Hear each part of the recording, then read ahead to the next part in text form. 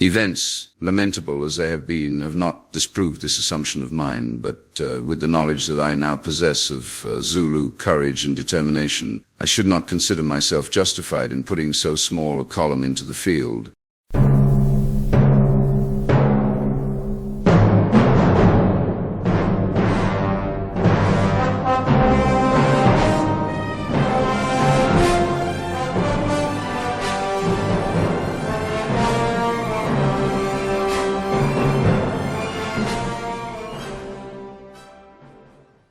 For the last 500 years, what's now South Africa has had a contentious history. It was originally inhabited by peaceful nomadic bush people, but by about 1600, various Bantu tribes began to move down from the north.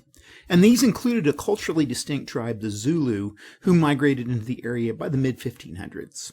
Now, with the development of exploration and trade between Europe and India, the Dutch East India Company took a keen interest in developing ports around the Horn of Africa, where ships could resupply before traveling further along the trade routes to the Indies. So in 1652, they established their first colony in the region. And as these coastal colonies grew, Dutch settlers, who would become known as the Boer people, began to move into the interior of the continent, establishing farms and cattle ranches. And this frequently led to violent confrontations between the Boers and native inhabitants. Now, during the Napoleonic Wars, Britain, who wanted to block a potential French trade route, took the Cape Colony by force, and they began to encourage British settlement of their new colony, starting around 1818. And as the British moved inward, they subjected the local native populations to work on their sugar plantations or mine for diamonds and gold. And at the same time, the Zulu King Shaka began to coalesce the loose confederation of Zulu tribes into a single powerful nation, which would be known as Zululand. So with Boers, Zulus, and British all vying for control over the same area, violent conflict was inevitable. Now, in the 1870s, a plan to procure Zulu territory was cooked up by Englishman Henry Herbert, who was the Earl of Carnarvon. Now, he'd overseen the Confederation of Canada, and he was now intent of getting British claws firmly into Zululand.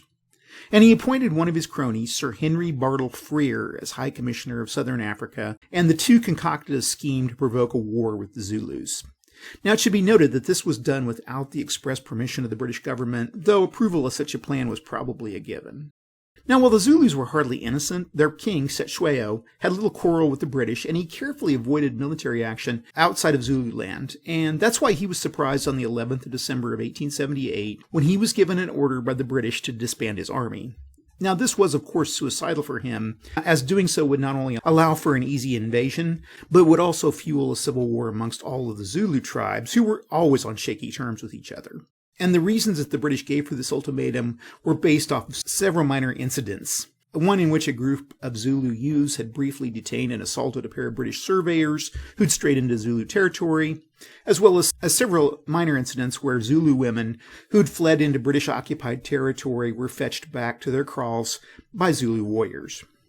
Now, Frere, knowing that Cetshwayo would be unable to comply with his demands, put the responsibility of the invasion of Zululand on the shoulders of General Frederick Thesiger, Lord Chelmsford. And Chelmsford, who had been planning the invasion for some time, set up a number of columns of British soldiers at the border of the kingdom. Now, while Chelmsford originally planned a five-pronged invasion, a shortage of men forced him to curtail this a bit, and he settled on 3 invading columns. In the northwest, number 4 column, under Colonel Evelyn Wood, would invade from Utrecht. In the center, Chelmsford would personally command number 3 column, crossing the Buffalo River at Rorke's Drift. And in the east, Colonel Charles Pearson would move along the coast with number 1 column, crossing the Tugela River at Lower Drift. And the objective of all 3 columns was Cetshwayo's royal kraal at Ulundi. The British forces were mostly infantry, and they were generally well-trained and experienced in battle. Now, rounding these forces out were colonial cavalry units who were a militia of European settlers, and while they were well-trained, they were not prone to taking commands from British officers. And finally, a group of native auxiliary units, which were mostly Bantu and even exiled Zulus, and they were poorly trained and even more poorly armed. Now, Cetshwayo's Zulu forces were considerably larger than the Redcoats, and they were well armed with the assegai throwing spears and the knobkerrie clubs, as well as the famous Zulu cowhide shield, which served as both an offensive and defensive tool. They were also lightly armed with a few antiquated muskets and rifles. And while they were well drilled and brave, the Zulu forces were hobbled by a major disadvantage. They served mostly as militia forces, and they could only stay in the field for a short time before they had to return to their home kraals to take care of their civilian responsibilities. So, on the 11th of January, Chelmsford crossed the Buffalo River, and the invasion of Zululand began. On the 22nd of January, Chelmsford's column, camped near Isandlwana, received reports that there were a large number of Zulus to the east. So Chelmsford divided his command and set out with a number of troops to engage them. Now this was a diversion, and while he was away, 20,000 Zulu warriors descended on the force that he'd left behind, and they annihilated them.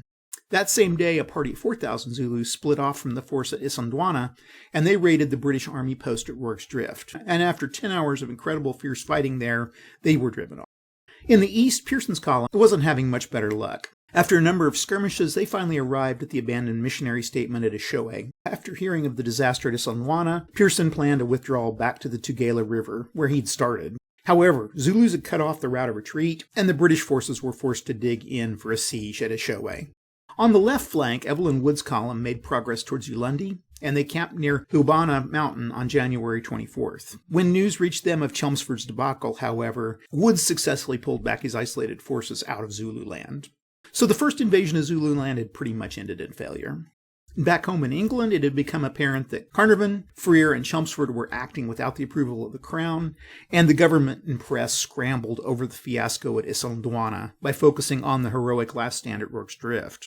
Now, in response to the failing colonial Marshall policy, the British government did what most Western governments do. That was throw more troops at the situation in hopes that it would resolve itself. Chelmsford was sent 7 more regiments and 2 artillery batteries, while he was regrouping in Natal. The next 2 months were quiet. Most of the Zulu forces returned to their kraals, and Cetshwayo didn't make a retributive strike on the British. However, on March 12th, a supply train was attacked near Ntombe, and 80 British soldiers who'd been escorting the wagons were killed. And on March 28th, Chelmsford and about 6,000 men finally marched to relieve the besieged Pearson at Ashoe. Simultaneously, Wood's troops in the west attacked the Zulus at Hubana. On the first day, they were overwhelmed and routed, but they reformed the next day, and after a mounted charge, they were able to scatter the Zulu warriors, killing 2,000. Now, this was the real turning point of the war, as many of the dispirited Zulu warriors simply deserted back to their home kraals, fracturing Cetshwayo's force. From Natal, Chelmsford began to plan another invasion. He was pressed for time as the British government, unhappy with his mishandling of the situation, were sending Sir Garnet Wolseley to replace him. And in order to maintain his political reputation, he had to obtain a decisive victory against the Zulus. So in June, with reorganized troops, he advanced once more into Zululand, moving quickly to take the royal kraal at Ulundi. Now, Cetshwayo tried to sue for peace, but with his reputation at stake, Chelmsford forged ahead. On July 4th, the British troops finally advanced on the royal kraal at Ulundi, where they engaged the Zulu forces. Now, this battle was short, lasting only about an hour. Gatling guns, artillery, and concentrated rifle fire cut Cetshwayo's warriors down. Chelmsford then ordered the royal kraal to be burnt. Cetshwayo, who'd been sheltering in a nearby kraal, fled, and the Anglo-Zulu war was essentially over. Now, while Chelmsford had his victory, he had little time to gloat. Wolseley relieved him of command on the 15th of July, and he was sent packing back to England 2 days later. Now, while eventually he was allowed to continue his military career, he was never given direct command over troops in the field again. Bartle Frere continued to stir up trouble in the colony until 1880, when he was recalled back to England and censured by the government. Carnarvon was also forced to resign, and the fallout of his actions contributed to the fall of Prime Minister Benjamin Disraeli in the election of 1880. Now, in Zululand, Wolseley carved the nation up in such a way as to maximize the potential for intertribal conflict and civil war, thus essentially keeping the Zulus from becoming much of a threat outside of their small kingdoms. Cetshwayo was captured a month after the fall of Ulundi, and he was eventually exiled back to London for several years. Now, there he cut a largely sympathetic figure, and he was eventually sent back to Zululand to serve as a chieftain. This was, however, short-lived, as he came into conflict with his fellow tribal leaders, and he was forced to flee again, eventually dying of a heart attack in 1884.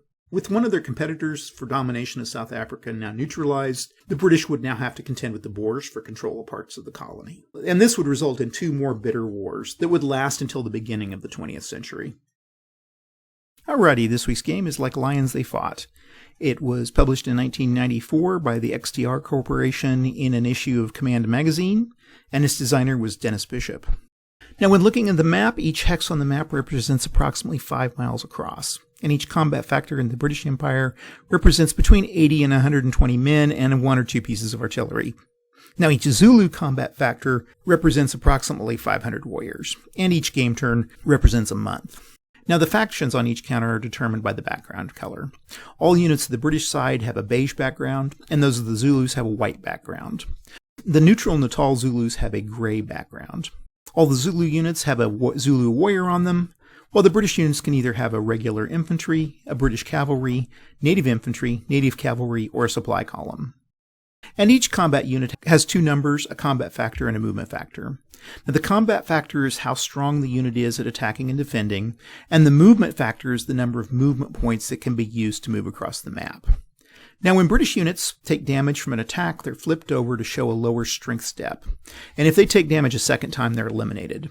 British supply columns, as well as native and Zulu units, don't have these steps, and they're simply eliminated if they take damage.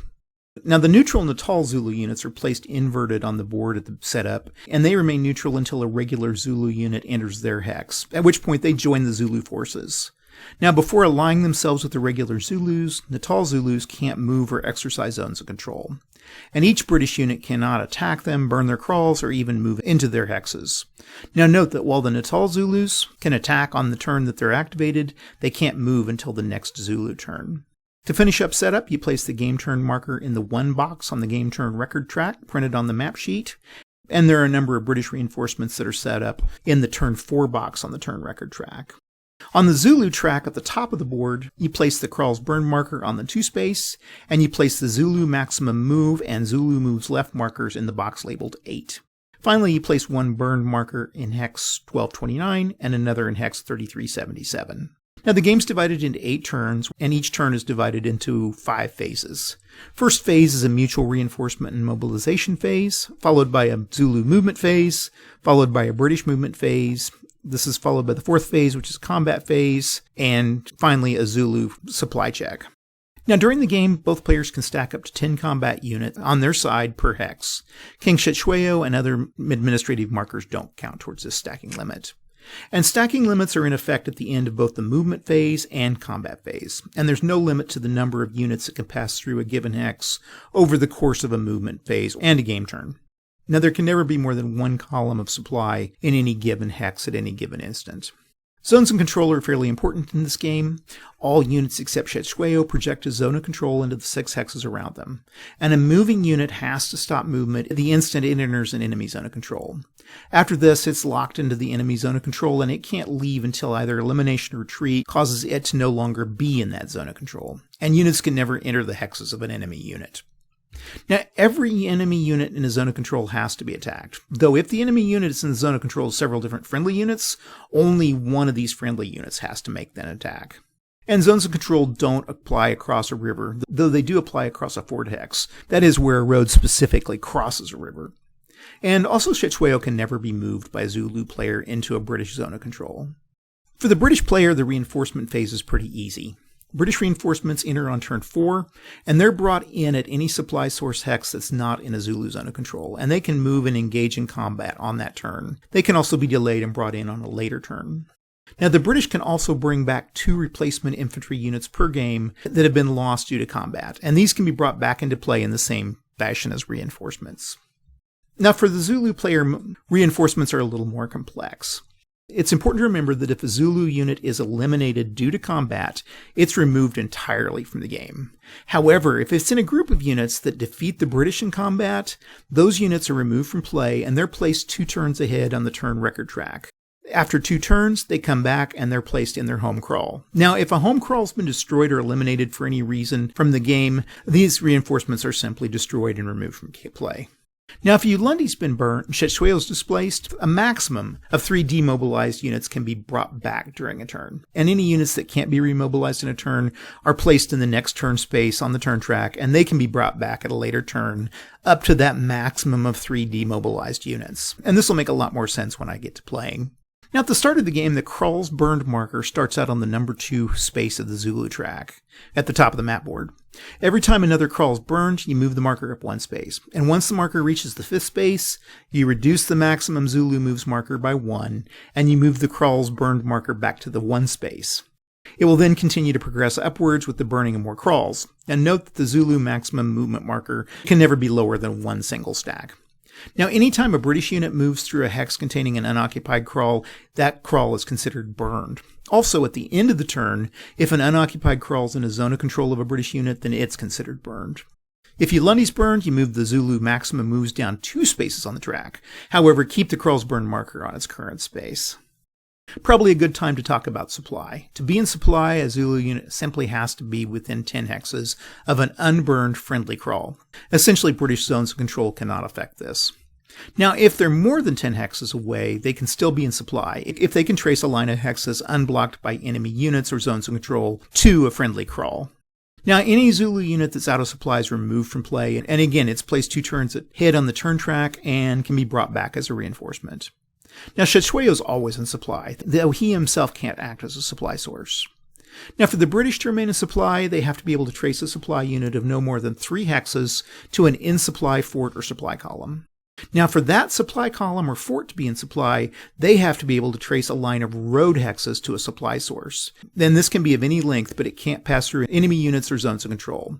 So you can see that supply columns would have to stay on roads. And British supply lines can only cross rivers at fords. Now, if a British unit's out of supply at the beginning of their movement phase, they have their movement halved. And if they're out of supply during their combat phase, they fight at -2 in open battle and -1 if they're in an unsupplied fort. To move, Zulu units have to be activated, and this is done in stacks. The Zulu moves left marker on the Zulu track indicates how many stacks of units can be activated in a turn. All of the Zulu units in that hex, once activated, are able to move up to their full movement ability. They don't have to stay with other units in their original stack. However, an activated unit cannot move more than once in a given turn, even if they move into the hex of another stack that's activated later in that movement phase. And units must finish their movement before another unit or stack of units move. Finally, like most games, movement can't be accumulated and used in later turns. Now, units stacked with Cetshwayo get a free movement during the turn, and this doesn't count towards the total Zulu activation. They can move as they like. If they leave the stack of units in the hex with Cetshwayo, they obviously don't gain this bonus activation in their next turn. Now, as I mentioned before, Cetshwayo himself can never be moved into a British zone of control. And if the British player moves the unit next to Cetshwayo counter, one of 2 things can happen. If Ulandi's still standing, the Zulu player simply moves the king to another hex that contains Zulu units or an unburned kraal. And these can be anywhere on the map board, though they can't be in a British zone of control, nor can they be in an Natal Zulu kraal. If the king was in Ulandi when this happened, Cetshwayo's moved and Ulandi's subsequently burned. And if Ulandi has been destroyed in a previous turn and a British player moves into a hex next to Cetshwayo, the king's captured and the game immediately ends with a Zulu defeat. Now, the British player is free to move none, some, or all of their units in a turn. As with the Zulu player, they can move up to their full movement points, and they can also leave the map. If they do this, you place them 2 turns ahead on the turn track, and they can re-enter at any supply unit on the edge of the map. And Zulu units can never leave the map. Like standard war games, you expend movement points to cross specific types of terrain.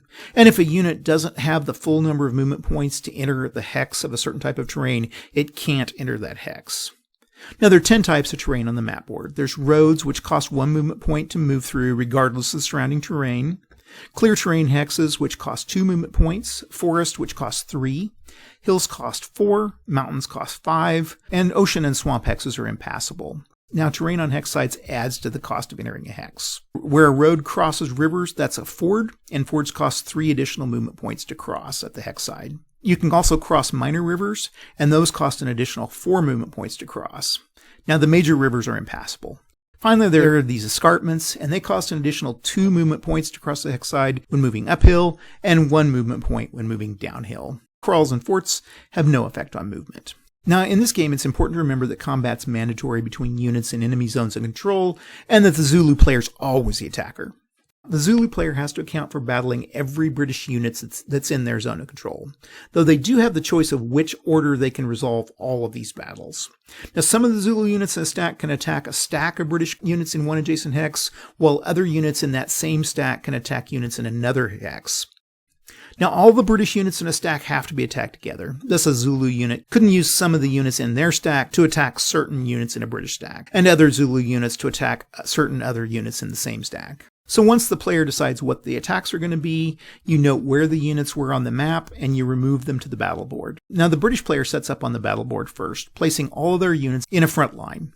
The only exception to this is the supply column, which cannot be attacked by the Zulus until all British combat units are eliminated, and so it's placed behind the supply line. The Zulu player then sets up their units in a line opposite to each respective British unit. And if the Zulu player has more units than the British unit, they set up additional units at their discretion in columns behind the front line of Zulu units. Alternatively, the Zulu player could choose to reserve up to 10 additional units in a reserve pile off to the side.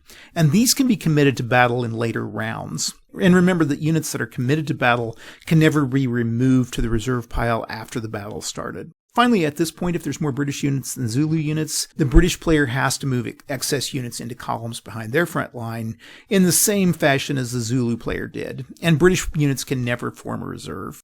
The British player then opens battle by firing on the Zulu player, and each British unit in the front line gets a chance to fire on the opposing Zulu unit by rolling a d6. If the result's less than or equal to its combat factor, the opposing Zulu unit is eliminated. And if for any reason there's no Zulu units opposite the British unit, that British unit's fire attack is wasted. Next, the Zulu player makes melee attacks against the British player. All Zulu units are moved forward to fill the spaces of any eliminated frontline units. However, Zulu units can't be slid horizontally to fill in the gaps in the force. The Zulu player then makes a melee attack against the British player, and every Zulu in each column rolls a d6. If they roll equal to or under their combat rating, the frontline British unit takes a hit, and it's flipped over. Now, two-step units that have already been flipped over and to take a second hit are eliminated. And again, once the front row British unit's eliminated, any further Zulu attacks from that column are wasted. After the first round of combat, the British player then decides if they're going to stand and fight another round or make a retreat. If they choose to stand, they set up a new front line, followed by the Zulus setting up their front line, and the Zulu is now able to draw units from their reserve, and this is followed by British fire, which is followed by Zulu melee. Now, if the British player wishes to stand and the Zulu player wishes to retreat, the Zulu player simply removes all their units that are on the field, and they place them as reinforcements 2 turns ahead on the turn track. Any reserve units that are left are placed on the map at the closest friendly unburned crawls. Now, if the British player makes the decision to retreat from battle, they remove their supply column from the game, and they arrange their units in a front line. The Zulu player then sets opposite them and makes a normal melee attack. The British don't get the fire phase during a retreat. And the British player can then move any surviving units to the turn track 2 turns ahead, and these units can re-enter the game at full strength in an open supply source hex. Now, cavalry units have a special exception during the British retreat. Before the British player sets up their final firing line, they remove the cavalry units and place them on the turn track 2 turns ahead, which represents them successfully fleeing the battle, and then play carries on normally for that retreat. Now, if the British player does decide to go to battle without a supply column, they can't retreat, and they have to fight until either they or the Zulus are eliminated in battle. And if all the British units in battle are eliminated, then a supply column's left on its own, the Zulu player must attack it, with the supply column being able to fire with a combat value of 1. Once the supply column's eliminated, it's permanently removed from play. Now, if the Zulu players defeat the British either through elimination or British retreat, the Zulu units that are fought are placed on the turn track 2 turns ahead, and any reserve units are placed back on the map in the hex that they started the battle in, and they're eligible for an advance after combat. The site of the battle is now considered a British disaster, and a skull marker is placed in the hex that the defeated British units occupied. And if a British unit then passes through a disaster hex, their morale is shaken, and each unit fights at 1 combat point lower in any battles at that specific turn. Thus, a unit with an SP of 5 would fight with an SP of 4 for the remainder of that specific turn. Now, disaster modifications don't stack, and if the British unit were to pass through 2 disaster hexes in a movement, the second would have no effect. Now, if the British player were to drive all the Zulus from the field, the British unit is returned to the board at their full strength, and it too is eligible for an advance after combat. Now, advance after combat is always optional, but it has to be taken immediately after battle. To determine the effect, you roll 2d6, and this is the number of movement points that the unit can advance up to. Now, the unit can join other stacks of units and even enter further zones of control and engage in other battles that turn. Now, the number of movement points gained due to an advance after combat can never exceed the unit's normal movement factors, and in such situations, just use the normal movement factor. Now, always remember that out-of-supply units always have only 1/2 the number of maximum movement points. Now, if a victorious unit is placed back on the map in such a way that it's forced into an enemy zone of control in its original hex, they can advance after combat to leave that zone of control. This is the one time in the game where they can use movement to do this. However, they have to stop as normal if they re-enter another enemy zone of control. Now, one final thing to remember that'll happen quite a bit in the game is when fighting with unsupplied units, they never have a combat factor of less than 1. Now, there are two types of forts in the game. Permanent forts, which are considered built at the start of the game and are printed on the map board, and new forts, which can be constructed and are represented by counters. Now, these permanent intrinsic forts have a two-step garrison automatically stationed in them, and supply units can stack with them, and the garrison can defend them. And garrisons also project a normal zone of control. Now, combat with garrisons and forts is slightly different than normal combat. There's no British fire phase, and instead the Zulus make and resolve an attack at -2 strength points. After this, if the garrison is still standing, the British player simply removes one of the attacking Zulu units, their choice, and places it 2 turns ahead on the turn track. Further, garrison units can never retreat, and they fight until the Zulus choose to retreat or the British forces are eliminated.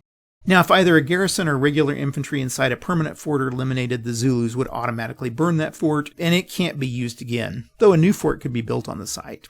Now, if other British units enter a fort, the garrison units are simply absorbed into the regular force. Now, regular units can use defensive fire during combat rounds. However, like garrison units, they can't retreat from combat if they're fighting from inside a fort. To build a new fort, regular British combat units must spend 1 movement point on a road hex, and they must be in supply. At the end of that British movement phase, you place a fort marker on the hex.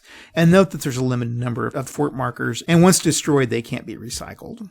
Now, an unoccupied new fort doesn't project a zone of control. However, once occupied by combat units, a normal zone of control would be projected. And new forts function in combat exactly like permanent forts, except that they don't have a standing garrison. And if a combat unit leaves the fort can automatically be burned by Zulus that enter that hex. Finally, new forts can't be dismantled or moved. Now, if the British Naval Brigade is removed from the map, it can come back in 1 turn, rather than the normal 2, on hex 4234. And if they stay on this hex through a movement phase, you place a new fortress marker on that hex. And this fort also acts as an additional supply source with up to 2 additional British reinforcement units able to come through it. Victory in the game is pretty simple. The British player wins if Ulundi's burnt down and Cetshwayo's captured, and the Zulu player wins if at the end of turn 8, neither of these conditions have been met. Hey everybody, we're back with Like Lions, They Fought. It's the Anglo-Zulu War of 1879, and I've got this thing set up here. Basically, the Zulus are set up at the north edge of the map on all their crawls. Cetshwayo's set up in Ulundi right here. There's 2 crawls that have been burned, and I've reflected that on the Zulu track right here with the 2. And then the various columns of British soldiers are in their various spots. I've got one up here, and then Wood is right here coming in. There's Chelmsford down here. There's these guys here, and I'm not sure who they're under. They're in the tall units. And then Pierce is coming in over here. So they'll be coming up the side. Game turn marker set on January.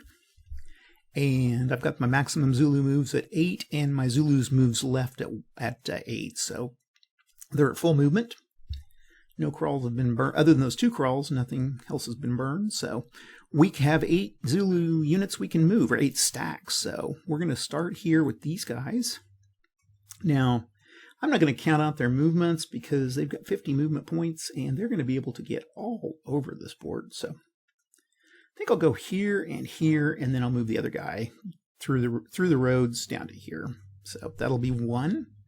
Okay, next I'm going to kind of follow history here, and I'm going to move units to Isla Ndwana, and I'm going to go 2, and that's 3, 4, 5, 6, 7, 8, 9, 10, 11, 12, 13, 14, 15, 16, 17, 18, 19, 21, 22, 23, 24, 25, 26, 27, 28, 29, and then 29, 3 is 32. So he makes it. And do the same thing here. So that's 2 more moves. I think I'll move this guy over here. This is kind of getting important. I think I'm going to move these guys around here. And then I'm going to move 1, 2, 3.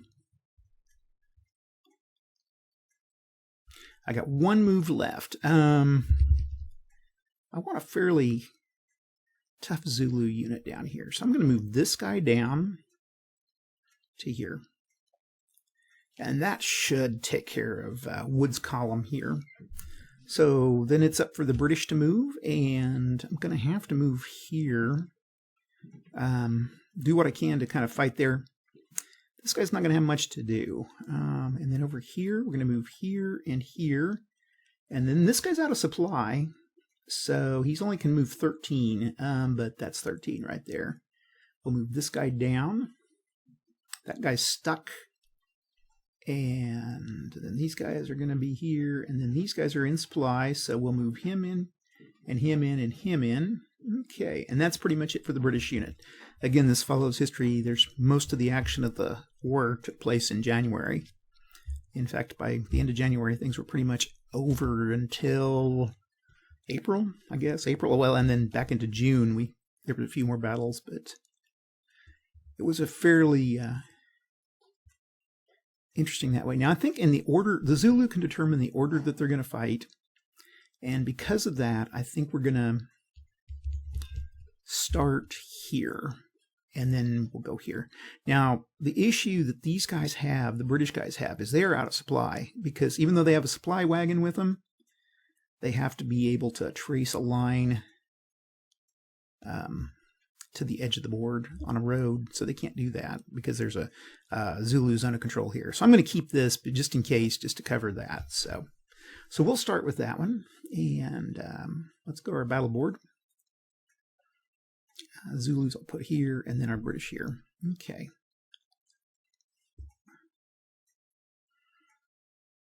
And so there's 4 units on the front, and then the Zulus go. Now, when you're placing Zulu units, you want to put the weakest ones first. So if they have a 1, they'll go here in the front line. And then you're going to put your 2s in. And you basically want to go weakest to strongest. So we'll put that guy there, that guy. Because you're going to be wasting those guys. Now then, I want my 5s to be here and here. And I think I'll put my 2 here. And they have a supply wagon, but he can't do much because he's out of supply again. So, okay, that's the first. That's going to be the first round of battle set up. So now the British get to go. Now, since they're out of supply, they're going to fight at -2.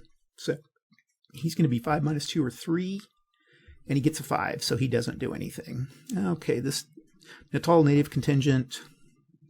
That's 2 minus 2 is 0, but you can never go below 1, so we roll a 5, then didn't get anything. If they got a 1, they could have hit.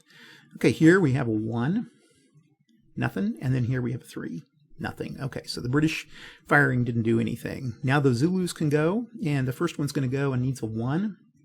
Doesn't get it. This one needs a 5. Gets a 2, so it flips this guy. Okay, here we need a 2 and get a 6, so nothing. Here we need a 1, get a 5, and then a 2, get a 5, nothing. Okay, here we need a 1 and a 5, and they get the 1, so they can flip this guy. Okay, and that's the first round of combat. Now, since they're out of supply, technically the British can't flee this one, so they've got to fight to the death. Which gives the Zulus some real advantages. This is kind of a neat asymmetric system. It's pretty simple, so, okay. British get to go again, and this time they're going to get a, they got a 1, so they eliminate this unit. Okay, here we need a 1, and we get a 1, so this unit's eliminated.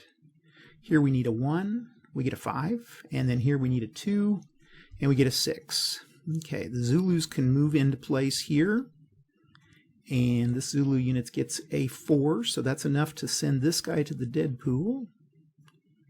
And then this guy needs a 1, nothing, and this guy needs a 2, nothing, needs a 1, nothing, and a 5 gets his 1, so this guy goes to the dead pool.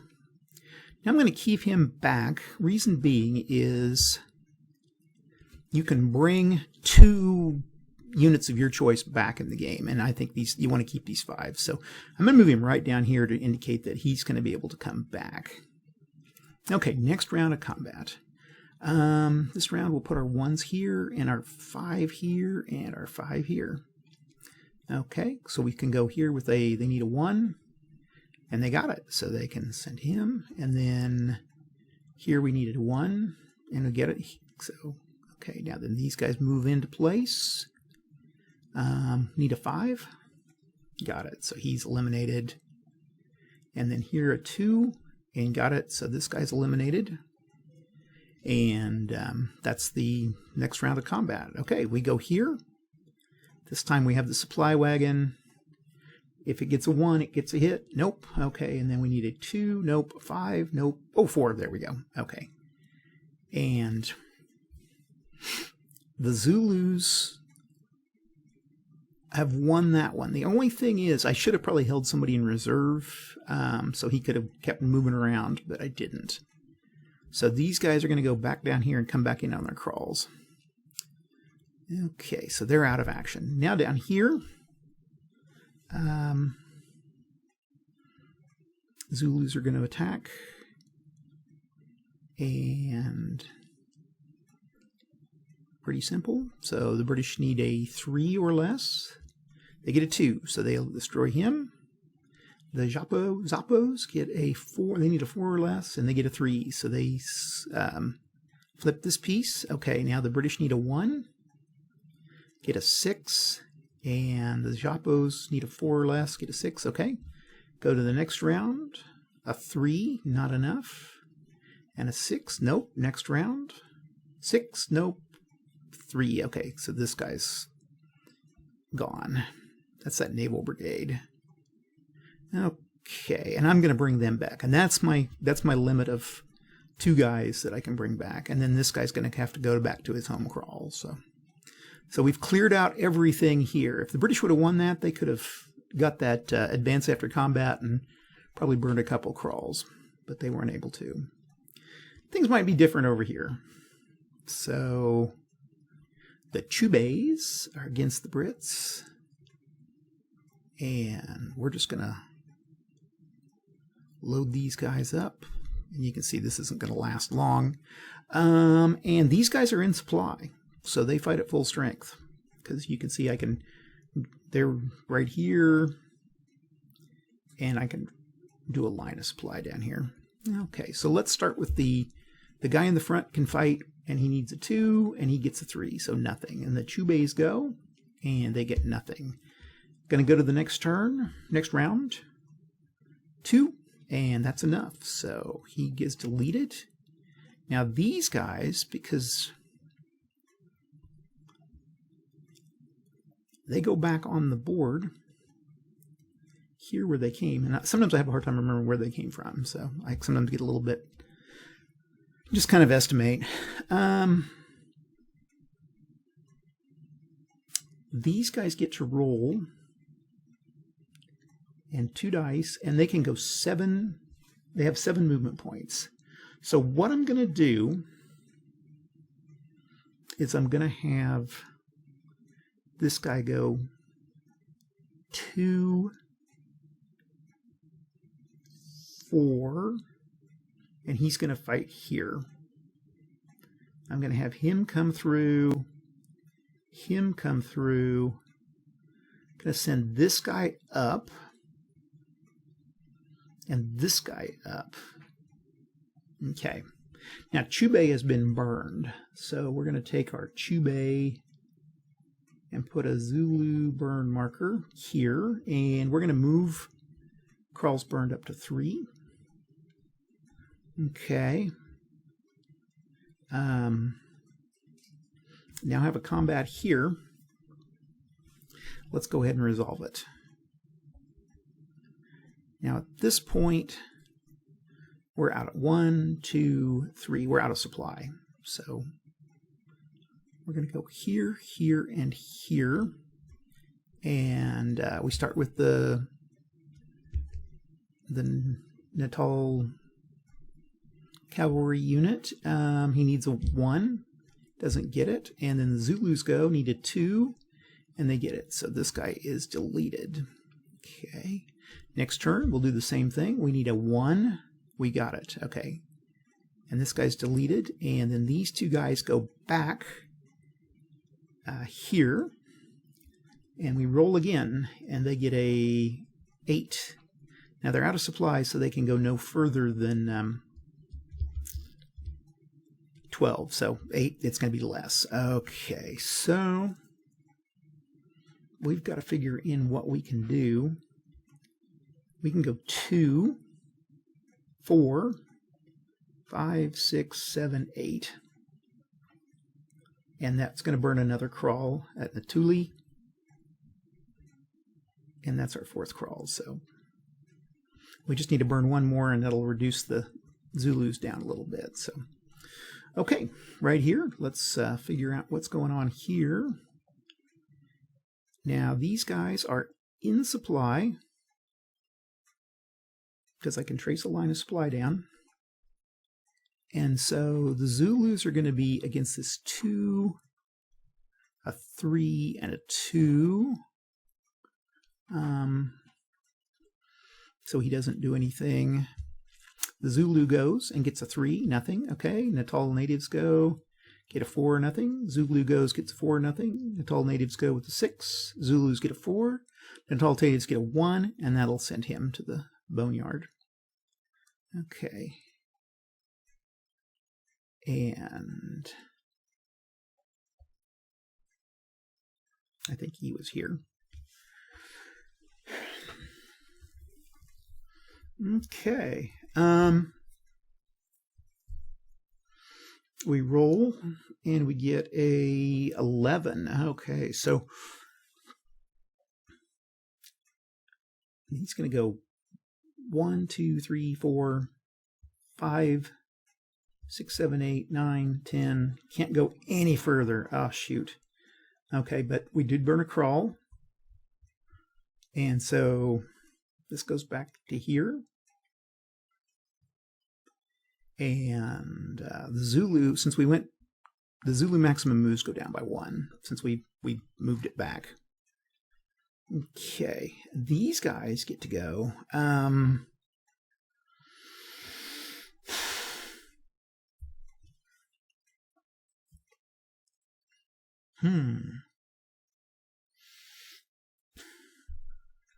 I think we're going to burn a crawl. 1, 2, mountains cost, and we had 11.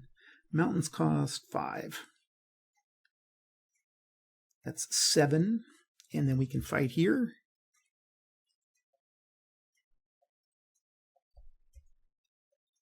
And 1, 2, 3. We are in supply.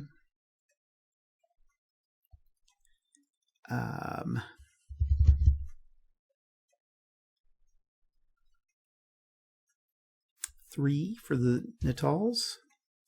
And then the Zulus go with a 5. Natals go with a 5.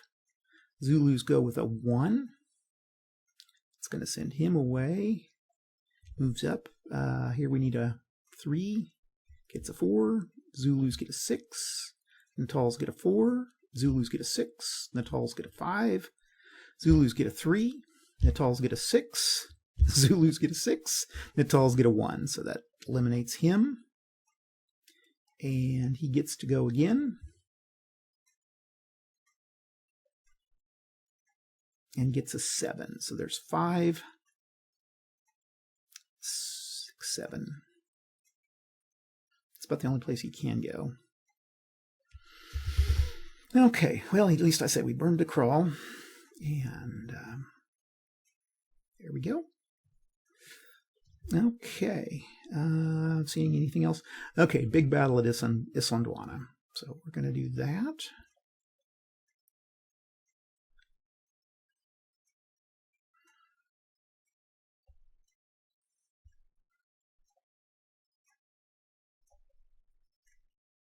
So I think what I'm going to do, I'm going to move him here, him here, him here. 3, 3, 3, and then my 4 and 5 I'm going to put back in reserves, because I'd like to get them to at least like burn Rourke's Drift and things, so that'd be helpful. So we start with the Natal Horsemen here, and They are in, no, they're out of supply because there was a Zulu unit. They were here, and the Zulu unit was here, so it cuts off the, that's going to cut off the supply. So they need a 1. Don't get it. The Zulu, or here we need a 3. They get it, so this guy's eliminated. Here we need a 3. This guy's eliminated. Move the Zulus into place. Here we need a 1. Nothing. A 3. Nothing. A 3. That was enough to flip him. And a 5, so nothing. Okay. Again, I can't retreat, so I've got to fight this to the death. We have a 1. Nothing. Here we have a 2. This guy's eliminated. Here we have a 3. Nothing. Okay, Zulus go with a 1 and a 5. Nothing. And then here with a 3. No, oops. 3. He's got it. So he's flipped. Okay. Go to the next turn.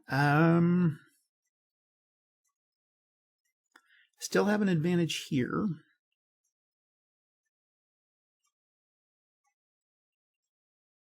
And I think I'll take my 4 here. Okay. Move him in from reserves. Okay. Natal natives go. 2. Nothing. This British goes. 5. Nothing. British goes. 2. Okay, so he's eliminated. And then here we need a 1, which I got. Okay, so he's eliminated. Here I need a 3. Whoops. And I get a 2, so he's eliminated. And then this will be pretty much it. So this is going to be the real battle, although I think the Zulus came out a little behind on this one. Okay, Brits go. 2, so he's gone. Zulus go with a 3. Nope, a 4. Yep. And that'll move him. And then we move to that final phase. The wagon goes, gets a 2, nothing, and then a 3. There we go. Okay, so... Oops, I didn't want to put that 5 in there. He's a reserve, so... Okay. These survivors are going to go ahead too. And this guy is right here. He could go. Okay, I think what we're going to do. We got a 7, so we're going to move here. I can, and that's in my zone of control, and I'm going to attack these guys. So Natal natives go. Get a 5, nothing. Zulus go. Get a 6, nothing. Natal natives go with a 6. And you know what? They were in supply. So they needed, yeah, I think they were in supply, surprisingly. So they needed 2. And they got a 6. Zulus go with a 3. Eliminates him. And the supply wagon goes, needs a 1. Zulus go with a 3, and it eliminates him. So most of my supply wagons are gone. Okay. And we roll again for the Zulus to see if they're advanced after combat, and they get a 10. So they're going to go... I think what I'm going to do...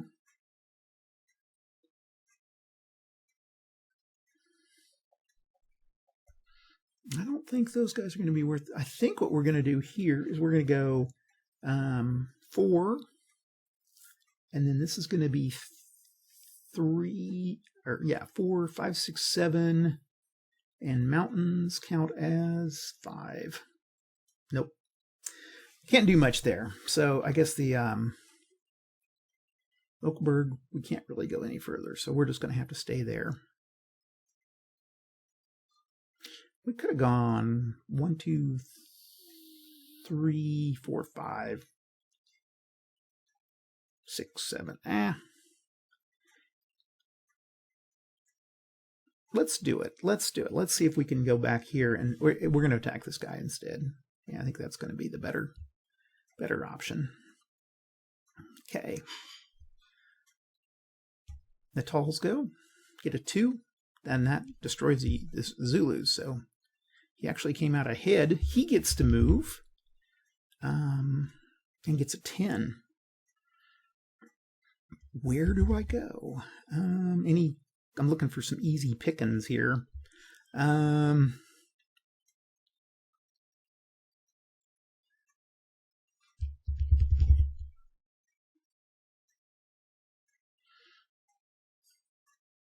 I think what I'm going to do, 1, 2, 3, 4, 5, 6, 7, 8, 9, 10. Try to swing up here and hit Evelyn Wood's column. Okay, that's everybody. Now we can come down here.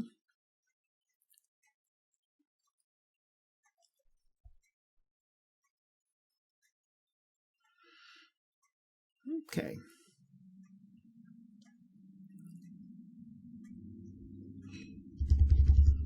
So we get to choose who we're going to go up against. You know, not going to matter. So I'm going to go up against him. Well, I can maybe take this guy out. So we're going to do that. We're going to go here, and then these guys just line up. And Zulus start, and they need a 1, so they don't get it. And the Natals go with a 1, and that's enough to send him off. Okay. Now this is Wood's column here. We roll, and we get a 2. That's all they can do. Okay, a measly 2. Actually, I'll go here.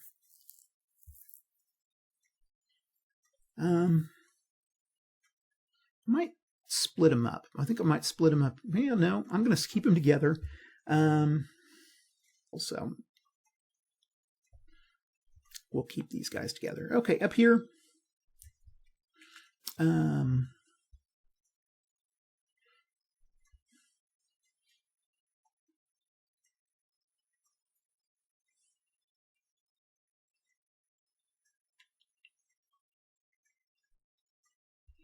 Okay, let's go through it here.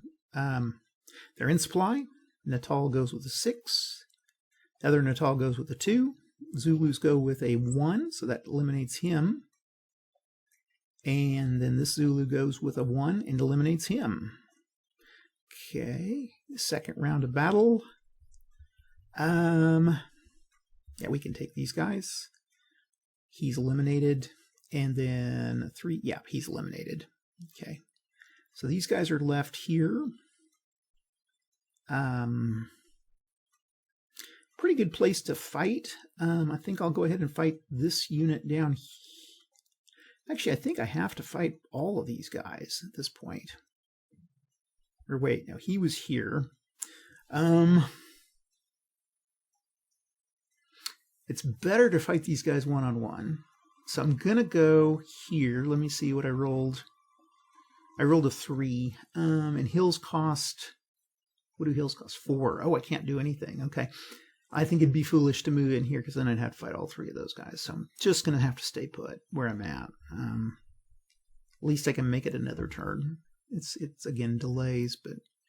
Okay, I think that's everybody. So that's the end of turn.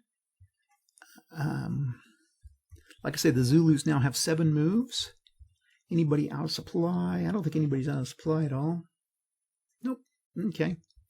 And so then we will move to turn 2. So now in turn 2, the Zulus are going to have to kind of shore everything up. I think that's going to be the big thing they're going to do. The Anglos units are going to, they can push in pretty hard here. Gonna have to do something down here. This is pretty open. The one thing that the Anglo units were able to do, excuse me, was keep these Natal Zulu units from joining the main force. Because if we would have gotten this Zulu unit through here, he could have moved down on the southwest side of the Buffalo River and well, I mean, these 2 guys here are pretty potent allies. So, okay. Let's see. We're going to shore things up.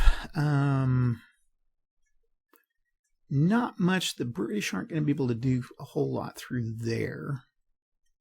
We do need to get all of these covered. So we're going to go here, 1, 2, 3, and then these are basically reserves up here. That was 3. 1, 2, 3. I'm going to move this guy around here to cut off him, and that's 4. And here, that's 5. Okay, I got 2 left.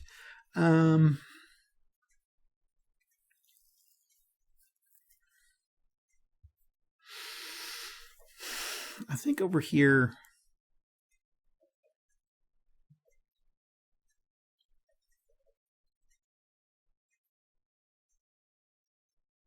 one and 2, those 2. So that'll be it.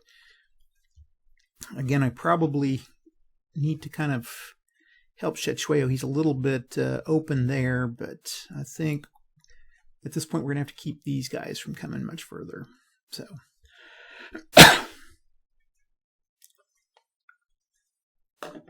okay. British get to bring these guys in. They're unsupplied, but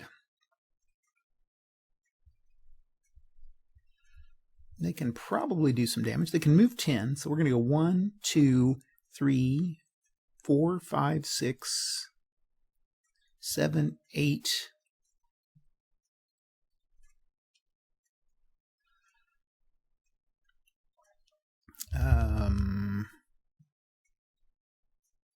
Actually, I think I'll just go to Fort Tenedos. I think I'll just go that far. Here, 1, 2, 3, 4, 5, 6, 7, 8, 9, 10, 11, 12. Looking for any crawls to burn, and not seeing any. I think I'll go 2, 4, 6, 7, 8, 9, 10, 11, 12. So that's all the further I can go there. Oh, I guess this guy could go on. He could go... Yeah, I'm not going to do that. That leaves him pretty open. Here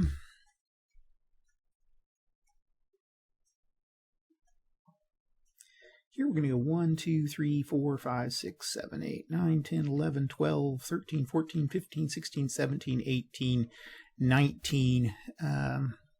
Gang up there. I'll go down here and confront the Zulus there. And 1.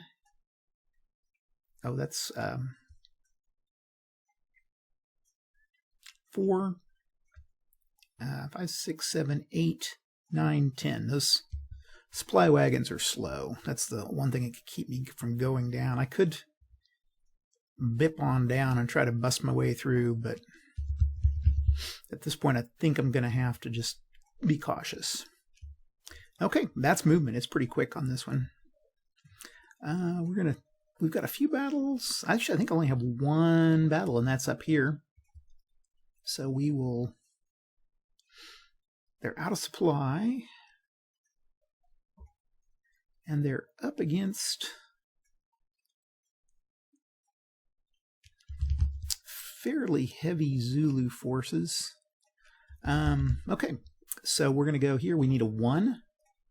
And we get our 1, so he's deleted. Okay, here we need a 3, and we got our 3, so he's deleted. Okay, this guy goes with a 4 or less and gets hit, so he's now flipped. And we go to the next turn, and we're going to go here and here. They may actually destroy the Zulus on this one. Okay, so I need a 1, didn't get it, and I need a 2, didn't get it. The Zulus go with a 2. So this guy's deleted.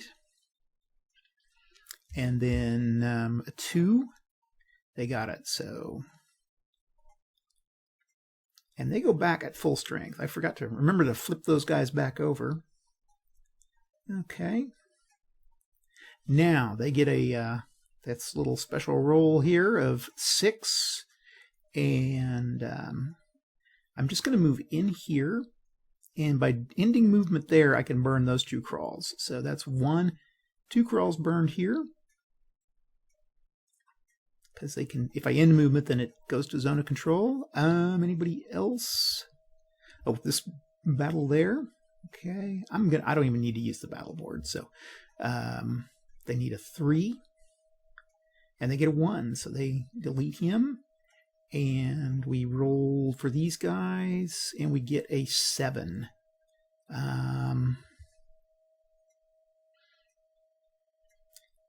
2, 4, 5, 6, 7, and that's going to be another crawl burned. And that takes us over the 4 to the 5, so that... Oh, I moved that guy. It should be 6. Yeah, because we were at 7. I don't know why I did that. So, okay. And I'll move my Zulus back just in case. Okay, anything down here? Nothing. And surprisingly, that is it for the Zulu. Anybody out of supply? I don't think so. I think everybody can has supply. So that goes to turn. That's turn 2 over. So now we go to turn 3. And I'm going to go ahead and stop the game, and I'm going to place all of these guys in their particular crawls. Okay, back with turn 3, and I just realized something I'd forgotten about was these, to put these disaster markers in. Now, I've kind of forgotten where they were, but I can give you a rough approximation. I think we had the big one at Islandwana. Let's see, right here there was one. I think we got everything else pretty much taken care of. I think there was one over. Nope, that was a Zulu. The Zulus haven't won that many, but the ones they've won have been fairly effective. So, okay. I think that's pretty approximate. So at least it does clog the main arteries here. So, okay, now the Zulus can go. And I think the things we're going to want to be doing is we're going to want to kind of block the British this turn. I think this is going to be mostly a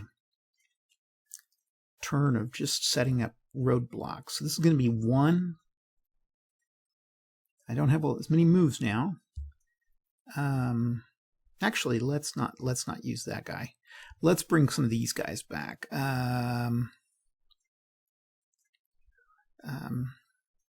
3, 4, 5, 6, 7, 8, 9, 10, 11, 12, 13, 14, 15, 16, 17, 18, 19, 20, 21, 22, 23, 24, 25, 26, 27, 28, 29, 30. I should have come down that other route. Okay. Now that was kind of a wasted move, and I don't have a lot to waste, but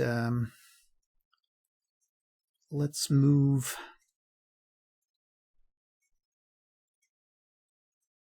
I'm going to move this guy. I'm going to go ahead and move this guy here. Just to block. This guy's in a pretty good position.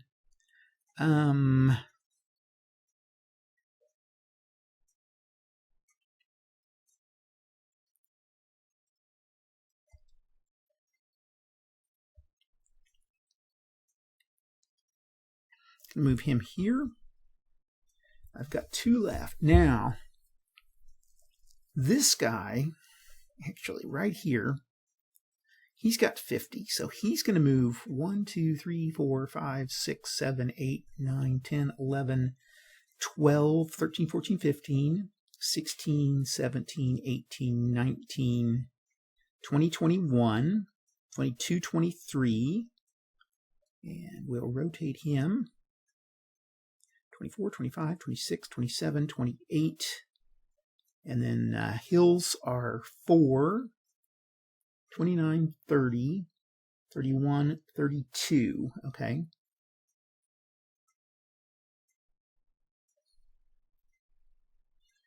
Yeah, like I said, I need a fort burn marker because I'm assuming I'm burning all these forts as we go. And then 34. Let's go 34, 36. To cross at a river, minor rivers add 4. 36, 42, 44, 45, 46, and there's 50. Okay, so I was able to activate those two. Now they can't move this turn, but they can defend themselves if they need to. Okay.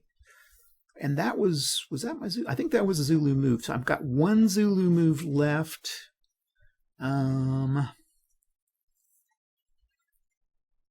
This guy is in a pretty...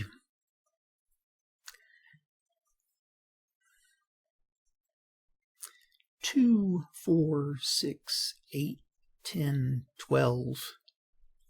I think we'll go ahead and move there just to...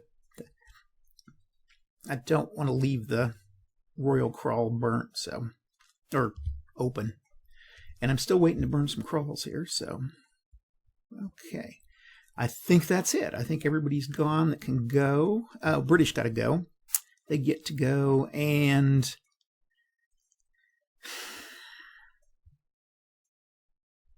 I think we'll wait here. 1,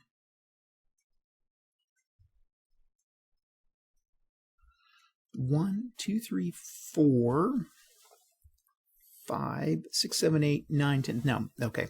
We need to be in supply. But this guy, we're going to move up here. Over here, keep trundling along. 1, 2, 3, 4, 5, 6, 7, 8. Okay, we can attack there. And here we're going to go 1, 2, 3, 4, 5, 6, 7, 8, 9. So we're going to attack here and attack here, provoke attacks, I guess, and here. So I've got 3. Let's go to our battle board. Yeah, most of the play in this game's already done, but okay, this could be interesting. Now I'm at full strength, so the British are going to go first with, they need a 5 or less, and they get a 5, so this eliminates him. And they're here. They get to roll a 6. So we're going to move here. That's 5. Oh, that leaves those wagons open. See, what I can do is I can go here, but I can't move these off the road.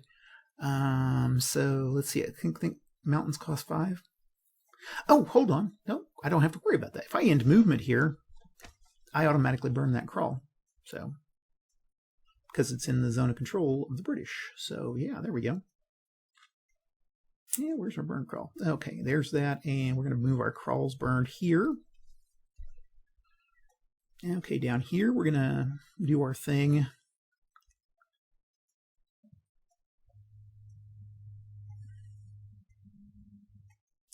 And Zulu units, I think I'll put my 2 against that guy and my 4 against that guy.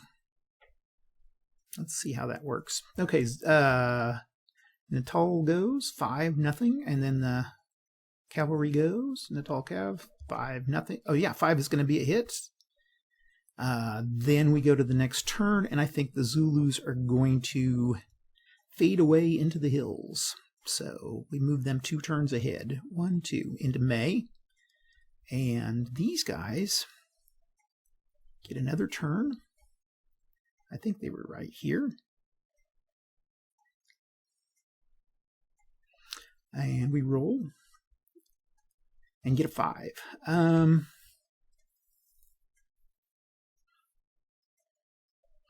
We'll move forward 1, and that'll still put this crawl in the zone of control, so it's burnt.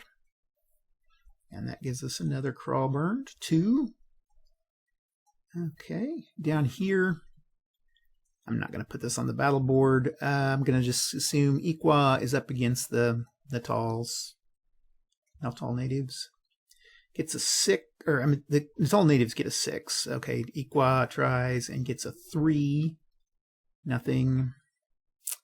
I think I'll go ahead and have them pull back and come in 2 turns. And he goes and gets a 5. So 1, 2, 3, 4, 5. Actually, we could maybe burn this crawl down. 2, 4, 1, 2, 3, 4, 5. No, wait, hold on. Going uphill plus 2, so this is 4. Nope, I can't make it. Kind of nice to threaten them a little bit. Oh, I forgot they're out of supply. That's the other thing I did. So,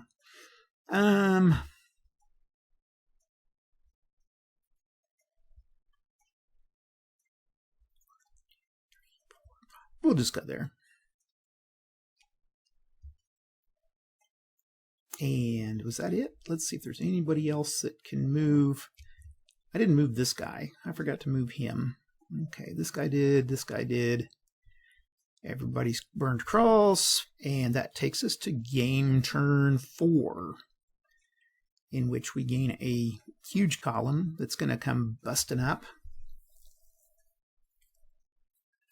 Okay, and oh yeah, Zulus were anybody out of, and nobody's out of supply. The Zulu supply rules don't really apply a whole lot in this, so let's start with the Zulus. Gonna go here.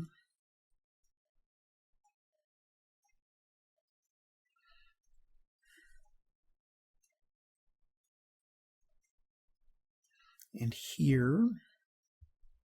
That's 2.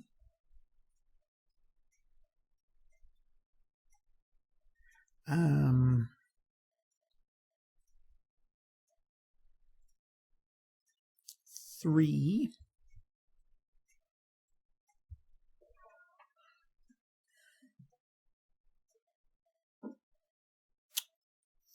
4.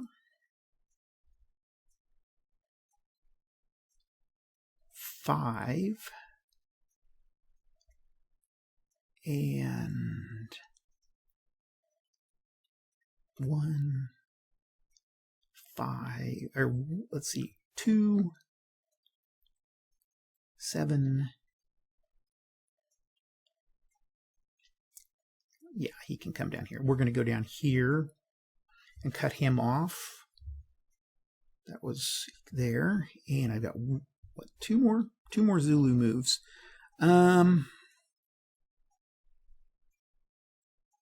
This guy's going to come down. He's got 50, 30. Let's see if he can make it. Okay. There's 4, 5, 6, 7, 8, 9, 10, 11, 12, 13, 14, 15, 16, 17, 18, 19, 20, 21, 22, 23, 24, 25, 26, 27, 28, 29, 30. But I can take some Shetsueyos and move him here, here, and here. And that would be my moves. So yeah, all the Zulu moves are done. Let's take a look here. Okay. Anglos get to go. I think it's time to burn some crawls. And we're going to go 1. They're in... Oh, we can't go out of supply. That leaves these guys in pretty good shape. You really just need cavalry to get up to those guys. So 1, 2, 3, 4, 5, 6. Hey, let's hold on. 1, 2, 3, 4, 5, 6, 7, 8, 9, 10. Ah, close, but not quite. Down here, I'm going to go 1, 2, 3, 4, 5, 6, 7, 8, 9, 10. Okay. Well, these Zulus can move. I forgot to move these guys. I'm going to go ahead and move these guys. Oh, no, they can't because, yeah, they don't have enough activation. Duh. Okay. Over here.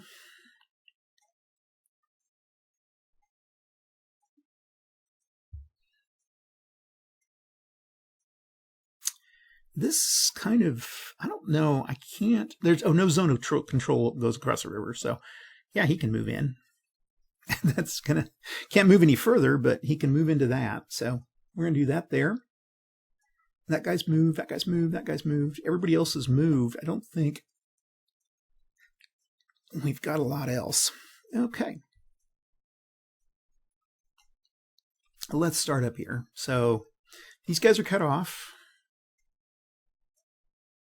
And we're going to move here, him, and him. Zulus are going to be here, here, and here. Okay, so this guy's fighting with at a 3, gets a 1, so eliminates him. This guy's fighting at a 3, gets a 2, eliminates him. This guy's fighting at a 1, gets a 5, so that's nothing. The Zulu goes, gets a 3, eliminates him. We go to the second round. And we'll just have to go here and here. Here, we'll go here and here. Okay. We need a 3 and gets a 3. So that's enough to eliminate him. So these guys are left here, here, and here. And then they get to roll again. And they can go 11, so they can't go more than 10. So we're going to go 1, 2, 3, 4, 5, 6, and we are now here. We're going to go to another battle. And the Zulus are here, and then the Anglo troops are here. And again, I'm good on supplies. Oh, yeah, this time I am good on supply because nobody's blocking me. So we get a 5 and a 3, so that eliminates him. We need a 5 here, and we get a 1, so that eliminates him. And by eliminating those two, I can move into this crawl.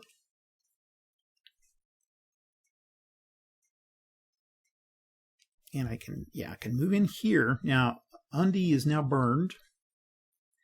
And Shetshweo has to pop somewhere else. I think I'm going to pop him up here to Mondokazi. That's about all I can do. Okay. And that was another crawl burned. This is going to hit hard here. Okay, now he gets to keep, he can fight. Actually, he has to fight all of these guys. So we'll battle board it.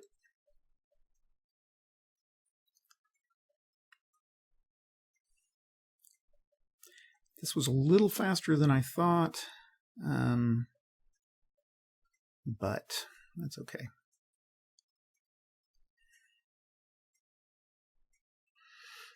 Then these guys, this is going to be hard to keep track of who's where. I'm just going to say that 2 are going to be in each one. We'll just...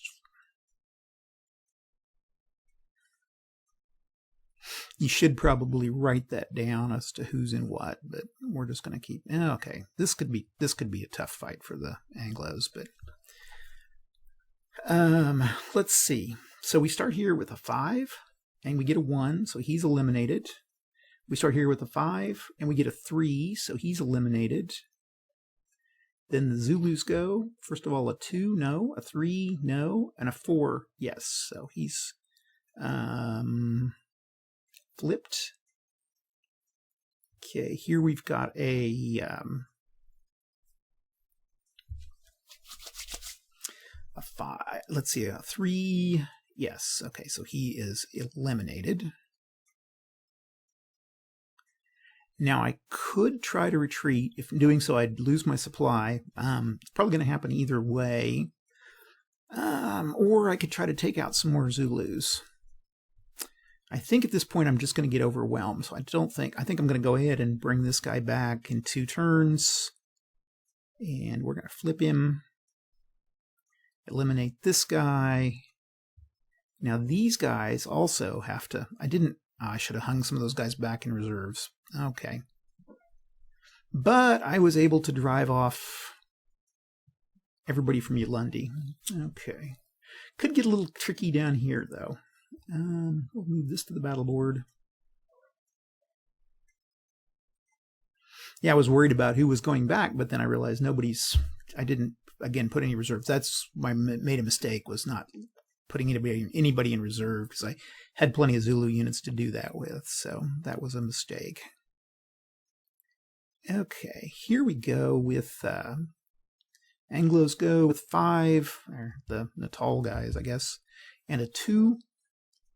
Oh, and those guys are out of supplies, so this would be, they needed a 1 for each of those guys. Okay, Zulus go with a 3, that's an elimination, and a 5, so nothing there. Okay, then this guy's going to move up. Okay, needs a 3 at least, gets a 5. He needs a 1 at least, gets a 1, so he eliminates him. And then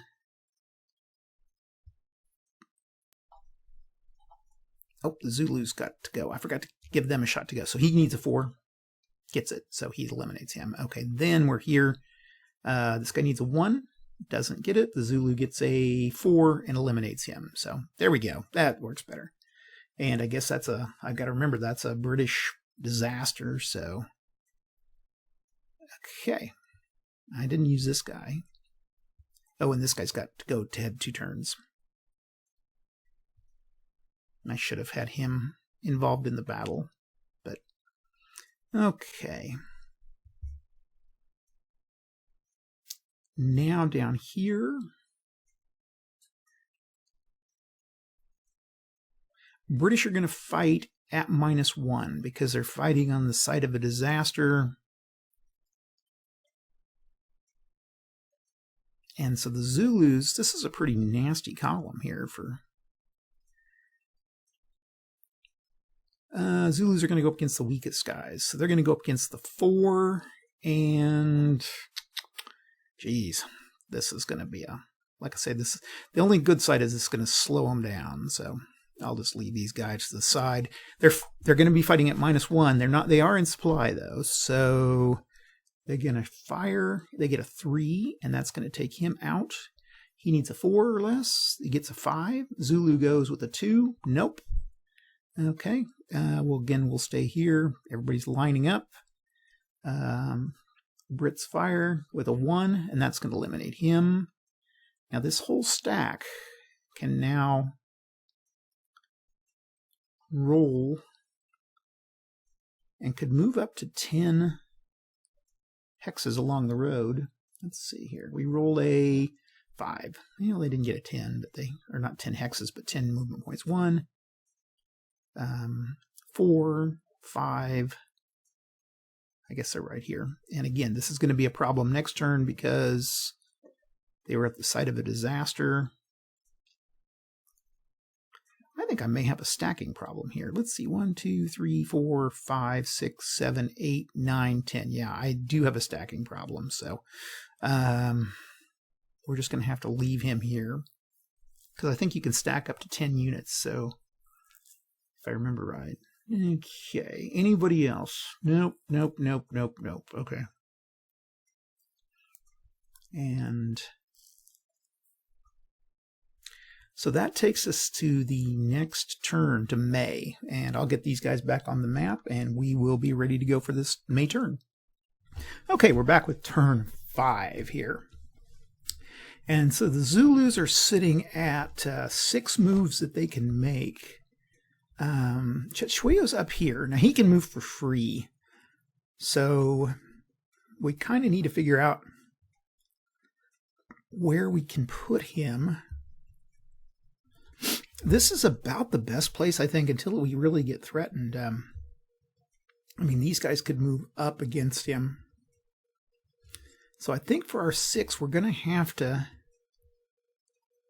really try... Let's see, where do we have our... We've got a column coming in here, and we've got a column coming up here. So the real thing to do is to delay this column as much as possible. So let's try to put 1, 2, and I need a 1 to go down there. And that guy's got 30. This has got 50. Okay. 3. Okay, and then I'm going to have to come over here. We're going to go into Ulundi. 4, 5. And I got one more I can move.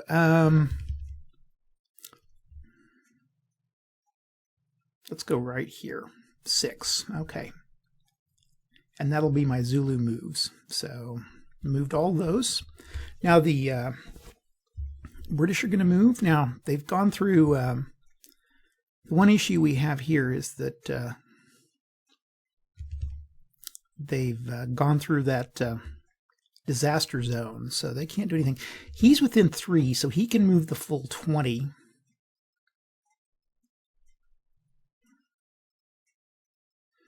And if I remember right, we can't stack, so he's going to move up into here so that the stack can't go. And basically, we're stuck there and there. So let's go ahead and do this one. We really don't need a battle board. It's going to be 5 to 4, and the British go with a 4, and they eliminate these guys. Now then, so they didn't get their move, which was kind of what you got to do. Let's see here. They get a roll for their, and they get 10, so they can go the full 1, 2, 3, 4, 5, 6, 7, 8, 9, and they can attack at Ulundi. And it's going to be a 5 to 1. Again, I'll battle board this one just in case. Okay, so we're... And then the Zulus will come here and here. And so the British go with a 4. That's a delete. Zulus can go with a 2. Nothing. Okay. British are going to go... I think I'm going to... Yeah, there's no use in trying to hold back. The British are going to go again with a 6, and the Zulus go with a 4. British go with a 1, and that'll eliminate the Zulus. And now I can move here, and I'll be able to do... Basically, this is going to destroy a bunch of crawls. And I'm going to fight them again. Well, I don't have to fight them. But they're pretty weak, so we're going to do it. We're going to go ahead and do it.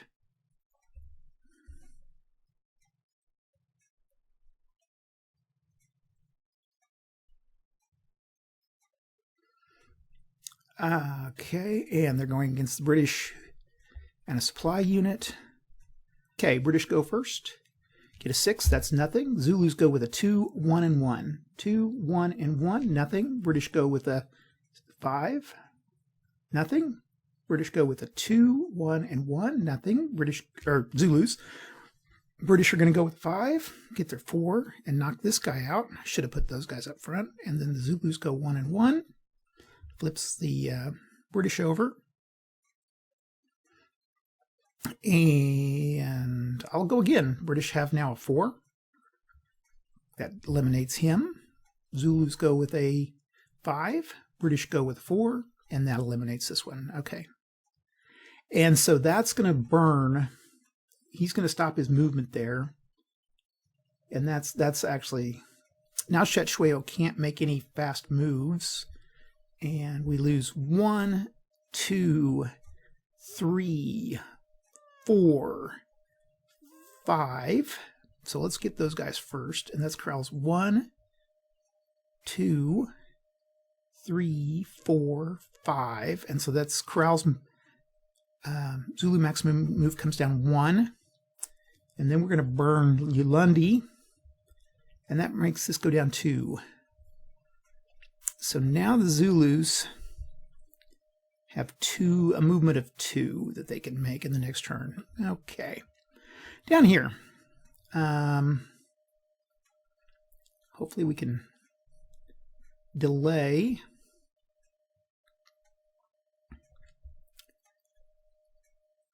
And I got to remember, they fight at -1.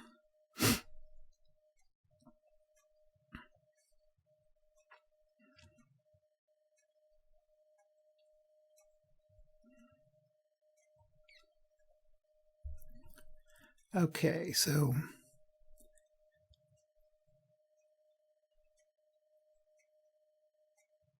we'll just put these guys here because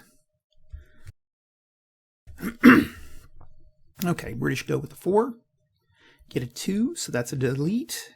British go with a 5, get a 6, nothing. British go with a 5, get a 4, delete. And then the Zulus go, and then the British can. I think the Zulus. I'm gonna try to just pull away. So we'll just leave the map. Okay, now then.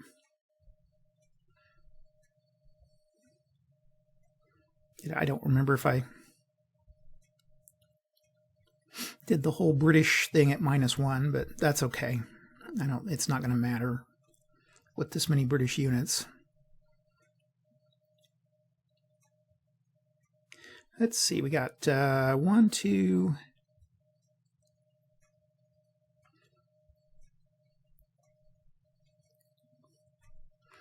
And then we get to move, an additional move. So we're going to go 3, not too much. It'll cross the river, and that's about all we're going to do. And this guy can't do anything. If he would have gotten a 12 or something, that would have been magical. But okay, forget that guy, but that's okay. And that's it for the turn. So we go to turn, this turn here, turn 6, and we will put the guys back on the map. Okay, it's turn 6, and we're down to the end game. Ulundi has been burned, and I've replaced what Zulu units I can. Problem with these 3 is their crawls have been burned, so they are deleted, so we can get those off there. And the Zulus have just 3 moves they can make. I think the thing we're going to have to do is try to block as much as possible. To do so, I'm going to move this guy 1, 2, and 3. I think we'll go there. That'll be, or well, we'll go on 3 right there. Okay. So that, again, that's going to slow everything down. The British can go 4, and we'll attack here. And this guy can move up. He can move 10. Oh, he's in. When you start, that's right. When you start movement, you're always in supply. So he can move 20. I think we're going to go 1, 2, 3, 4, 5, 6, 7, 8, 9, 10, 11, 12, 13, 14, 15, 16, 17, 18, 19, 20. Okay. Oh, this guy. Move him up. Now he's out of supply now, so he's going to have to fight there. Okay. And then this big bunch is going to go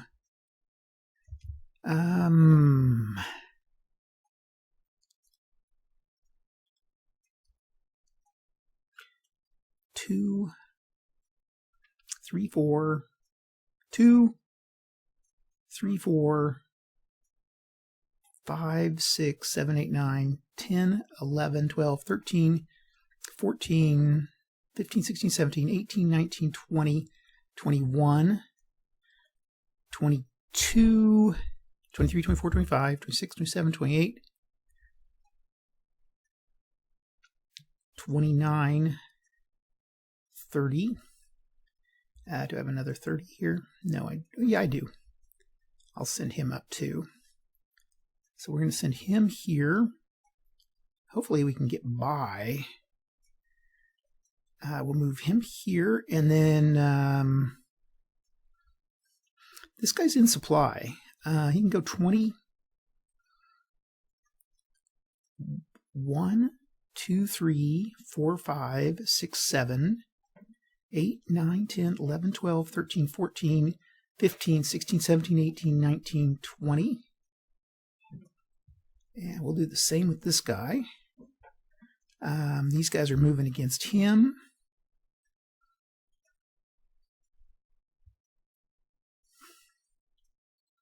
And that's about all. Okay, so let's do our battles here. We got a 5 and a 2. This guy's out, but it's actually 2 and 2. So whoever rolls under 2 first wins. The British don't. Zulus do, so he's flipped. Okay, and British go with a 2, and that eliminates these Zulus. British rolls a 7. Okay, so they can go 2, 4, 6, 7, and that's going to burn them crawl. Okay. Over here, I'm just going to roll it. I guess they started their movement on, they're at -1, so we're going to just say a 4. That's a 5. Zulus get a roll a 2 and get a 6. British are going to roll again. They need a 4 or less. Zulus go again and get a 1. So we can flip this guy. British are going to roll a 3, and that'll eliminate. Or no, they need a 2. No, they need a 3. Yeah, because it's -1 because they started in a disaster space. So okay, we can roll again to see 5. 1, 2, 3. That's all the further they can go.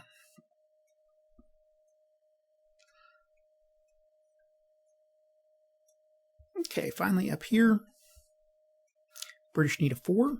They're out of supply, so they need a 2 or less. They get a 1, and whoever's in front would be this 3. Now the Zulus go. They get a 2, so that, let's see, that eliminates him. Okay, the wagon goes, gets a 6. Zulus go, get a 4. Wagon goes, gets a 3.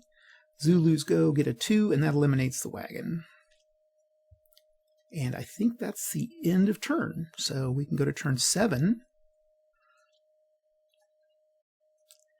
Zulus have 3 moves. And it's going to be 1.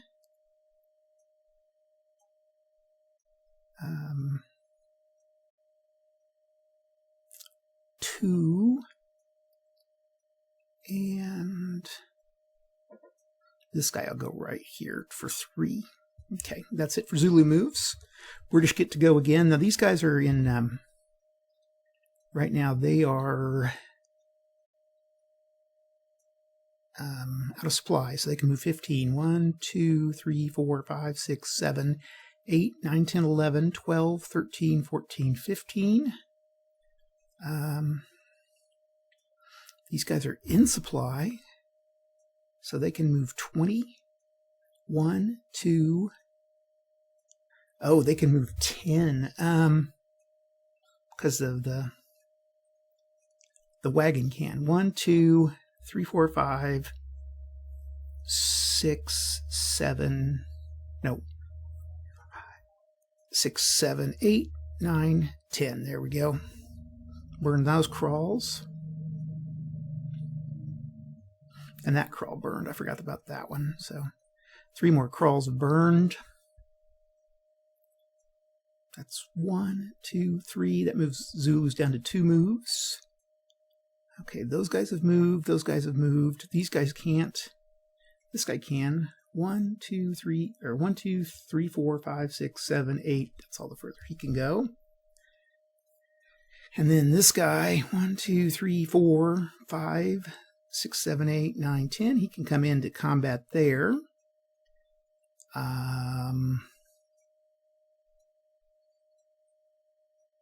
And we've just got 1 combat. So we'll go to our battle board. I think the Zulus are going to win this one, actually. And the British go with a 4 or less. They get a 6. Zulus go need a 1. British go with a 2, and that eliminates the Zulus.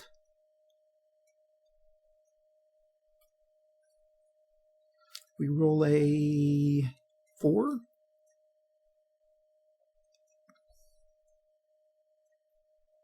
Oh, they guys were out of supply.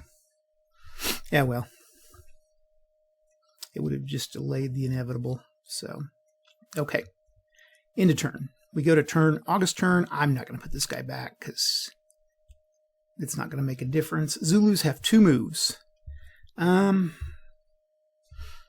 back here. Move here.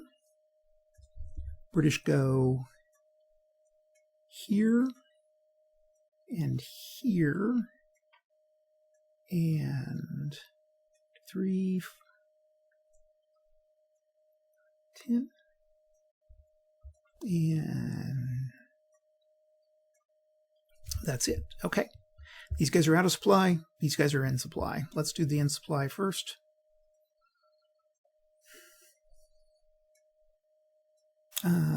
Let's just find a 4 here, maybe. There we go. We'll put the Zulus up against him. British start with a 4 or less. Nope. Zulus start with a 2. Nope. British start with a 4 or less. Eliminates the Zulus. And they burn the crawl.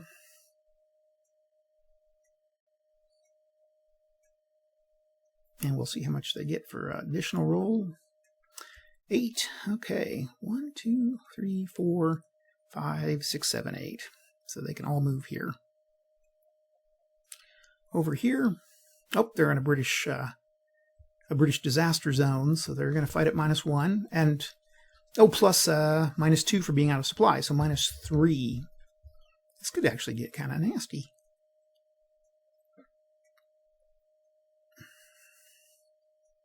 Okay, British need a 1. Don't get it. Zulus need a 5. They get it. Whoops.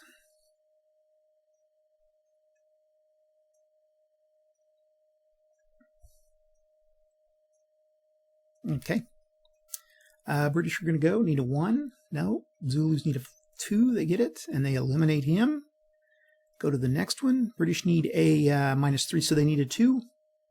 Don't get it. The Zulus get a 1. Flip him. British need a 1. Don't get it. Zulus get a 4. And he's eliminated. And then here, British need a 2. Zulus need a 5. So yeah, the Zulus just completely wipe these guys out. We're going to move up here. Let's see. 6. So we'll move in here and try to attack the British here. So it could be, let's see, so that's -2, so they need a 3. British get a 4. Zulus get a 6. British get a 1. And that eliminates this guy. And that crawl's burning right here. And that is the end of game, August. So essentially the Zulus won. The British were able to burn Ulundi and actually take out just about every Zulu unit, but we were able to engage in a delaying action and keep Cetshwayo from being captured. So that's it. Anyway, I really like this game. I think this is a really interesting, fun game, and I don't think I play it well because I think there's a lot of nuance to it, but I think you could spend a lot of time playing this and replaying this to learn about all that nuance. It seems pretty balanced. I think of the 5 times I've played it, the British have won 3, the Zulus have won 2. Usually the Zulus are down to their last men, but again, Cetshwayo remains uncaptured till the end. So as long as British cannot capture him. I think the one thing the British could do is probably keep some units up here so they could capture Cetshwayo afterwards, because they probably need units around the map somewhere. Probably also kind of trying to keep those supply columns preserved so you could use it. Maybe keep a supply column and a cow together so you could reach out and quickly get Cetshwayo, but I think that's the way to win this. Anyway, that's what I've got. Like I say, I think this is an interesting game. It has some interesting different phases to it, too. There's an early phase, a mid phase, and a late phase that make it kind of a different game as you play it. And anyway, like I say, I heartily recommend this. Check it out on Vassal. And occasionally you'll find a copy of this. It's a fairly old game, but 30 years old, I guess. But occasionally you'll find a copy of it pop up somewhere. Keep checking Noble Knight. I just found one on Noble Knight a couple months ago. So, okay, well, I appreciate it, and we will talk to you later. Thanks. Bye.